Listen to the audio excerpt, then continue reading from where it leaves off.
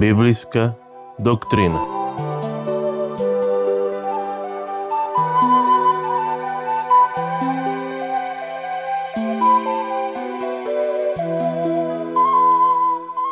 Оваа тромесечие ќе проучаваме тематиката растење во односот со Бога.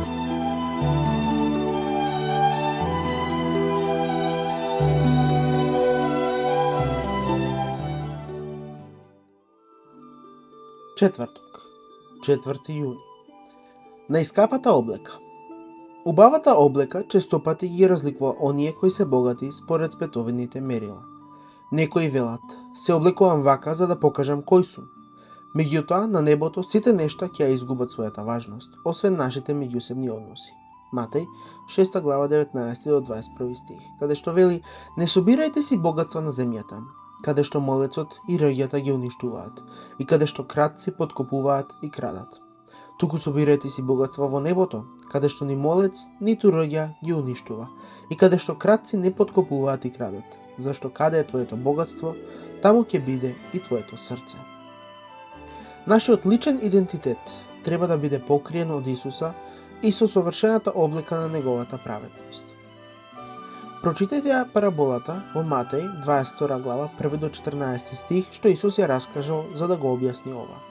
Кои пораки можете да ги најдете во оваа парабола? А текстот вели: Исус почна пак да им зборува и им рече во параболи, велејки: Небесното царство приличи на цар кој му направи свадба на сина си и ги испрати своите слуги да ги повикаат повиканите на свадбата, но тие не сакаа да дојдат.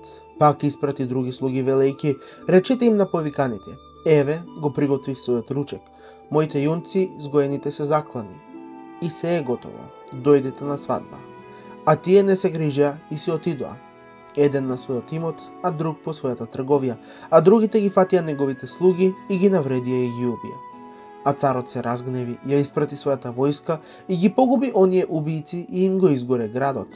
Тогаш им рече на своите слуги: Господа е готова, но повиканите не беа достојни. Затоа излезете на раскрсниците и колку ќе најдете, поканете ги на свадбата. И слугите излегоа на патиштата и ги доведоа сите кои ги најдоа, лошите и добрите, и свадбата се наполни со гости. А кога царот влезе да ги види гостите, виде таму еден човек кој не беше облечен во свадбена облека. И му рече: пријателе, како влезе тука без свадбена руба? А тој молчеше. Тогаш царот им рече на служителите: врзете му ги нозете и рацете и фрлете го во крајната темнина. Таму ќе биде плач и чкртање со забите, зашто мнозина се повикани, но малку се избрани. Исус го нарекол човекот без соодветна облека пријател, и молчењето на човекот покажува дека тие сигурно биле во одредена врска. Човекот сигурно знаел за таа облека, но одлучил да не ја облече. Исусовиот карактер е совршен и безпрекорен, и тој ни го нуди за да се облечеме во чист и светел висон, Откровение 19:8, која нема осквернување или порок или нешто слично, Ефесијаните 5:27. Белата свила е Христовата праведност, неговиот неизвалкан карактер, кој со вера им се дава на сите што ќе го примат како свој личен спасител. Елен Вајт, Христовите параболи, страна 310 оригинал. Пред да сгрешат, Адам и Ева носеле бели облеки од светлина. Откако сгрешиле, увиделе дека се голи, 1 Мојсеева 3 глава 7 стих, што вели: тогаш на двајцата им се отворија очите и согледаа дека се голи, сплетоа смоквини лисја и се направија прегачи. Тогаш Бог ја заменил покривката од смоквини лисја со облека од животински кожи. Била принесена жртва, што ја обезбедила нивната облека. На сличен начин, ние ја прифаќаме Исусовата жртва со тоа што ја прифаќаме облеката на неговата праведност. Голи и посрамени, својата небесна облека се обиделе да ја надоместат со облека од смоквини лисја што стами ја направиле. Човекот не може ништо да стори за да ја надомести својата загубена облека на невиноста. Никаква облека од смоквини лисја, никаква световна облека нема да носат оние што ќе седат со Христа и со ангелите на свадбената вечера на јагнето. Само покривалото, што ни го подарува Христос, може да стори да се појавиме во Божје присуство.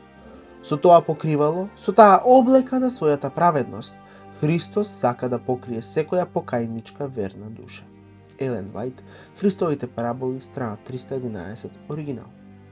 Размислете, секој ден треба да ја облекуваме облеката на Исусовата праведност. Што всушност значи тоа и како го правиме тоа?